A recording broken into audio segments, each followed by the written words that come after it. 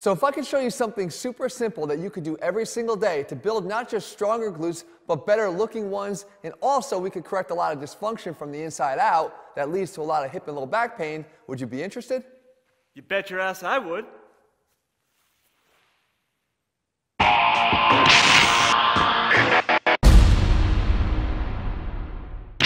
What's up guys, Jeff Cavalier, ATHLEAN-X.com. So I want to help you with your glutes today because I know how important it is to develop them, not just for how they look, but how they function. And what I'm going to talk about here is actually not the glute max, because this is the muscle that you might be focusing on or you might have paid a lot of attention to. And for good reason, because when it's developed, it has a certain look. Let's just put it that way. But I'm talking about the muscle underneath. It's the glute medius. It's the one that doesn't really get lumped in too much when we talk about the glutes. And if you're doing that, you're making a big mistake. So what I'm going to show you is just 4 simple moves. You're only going to have to do 2 of them. Either 2 on the ground or 2 here and standing that everyone's going to be able to do no matter what your ability level is, and you're not going to need any equipment at all to do them. So that being said, let's meet me on the ground. I'll show you exactly what to do.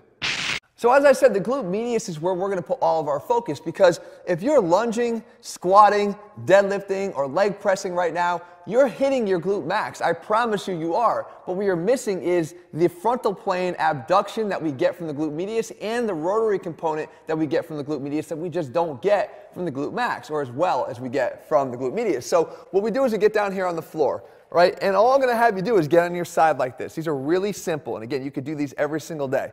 You get down here, and the first thing we do is we realize that when the leg is in front of the body, here, that we want to have internal rotation if we want to get the glute medius. So that means take your toe and try to stab it into the ground, okay? Get it about 30 or so degrees in front of your body and try to point your toe straight down into the ground. From here, all you're doing is keeping a nice stable upper body, and you're going to lift your leg up as high as you can into abduction at the hip, all right? And you should feel it light up right here in this area of your leg. That's when you know you're getting the glute medius. Okay, and all I'm going to do is come up and create every single contraction as a very purposeful, meaningful one. I don't care. I'm not looking for this. It's not a race. I'm looking for good quality contractions, as many as you can until you can't stand the burn anymore. And if you've ever heard the term, going to light your ass up, this is actually where it started, right here. So you do that. Now, once you're done with that, we got to get the backside here a different angle. And that's when we put our hip into extension behind the body. When it's back here, now what we want is external rotation at the hip. So instead of pointing the toe down, we point it up towards the ceiling. But because I'm falling this way when that happens, if I were to lift my leg up, I'd probably get more hip flexor instead of the abduction that I'm looking for. So what I want you to do is just lay a little bit more like this, okay? Lay flatter to the ground. Leg goes back behind midline of the body here. Turn the toe up, and now lift up, oh my God, right up to the sky. See, I can't do a lot of these, and neither will you, but it doesn't matter. It's the good quality contractions that count. So we do as many as we can. Once a day is fine for me. You're going to accumulate better activation of these muscles just by doing these routinely and regularly, and that's going to pay big dividends in the long run. I'm going to show you now what you could do in standing as an alternative if you didn't want to do these laying down. All right, so let's say you're at work and you don't want to lay on the floor to do your exercises. It doesn't give you a reason to get out of doing them for the day. Again, you can do these really, really simply. So the standing version is an alternative. I will tell you this, the standing version is actually maybe a slightly better alternative, because anytime you can get in a weight-bearing situation, in a closed chain, feet on the ground situation, I like the activation better that you get through the muscles of the hip and low back and glutes by doing it this way. So what we do is we try to create the same idea as what we had down there on the ground, but the benefit is we get 2 legs working at once. So we get in this position, and I square off in front of the bar, and all I'm going to do is take my leg, keep it in front of my body. If this is midline right here, keep it in front of my body, turn the toe in. And then I'm going to do is going to bring it out to the side into that abduction again, like a leg swing. But what happens is, as I swing this up, this hip on this side comes over. So I let it drop, and then I let it come over. I let it drop, and I let it come over. So what you see is a leg coming towards you, but I've dropped the hip out, and now I swing it in front and over, out and over. So this leg staying in front, toes pointing down as much as I can.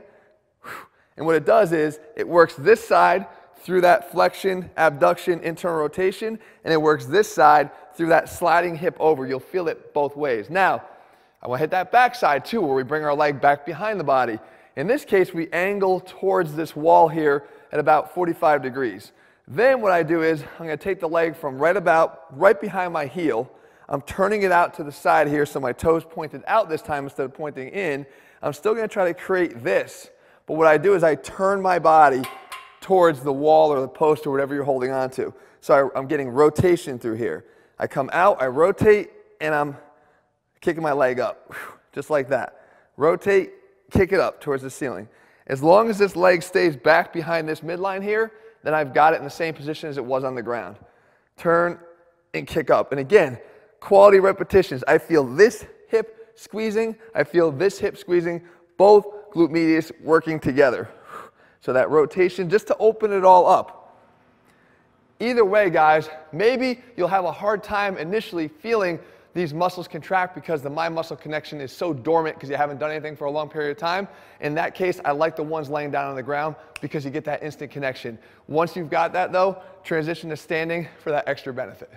So there you have it, guys. 2 exercises, your choice which ones you pick. They're going to help you to build that all-important and overlooked glute medius to get you on the right track. If you're looking for programs, guys, we have a whole bunch. Whoa. Holy smokes, Chef. That really lit my ass up. I feel like I'm on fire. That's because you actually are, Jesse. Oh! Stop, drop, and roll, buddy. It works every time, I promise.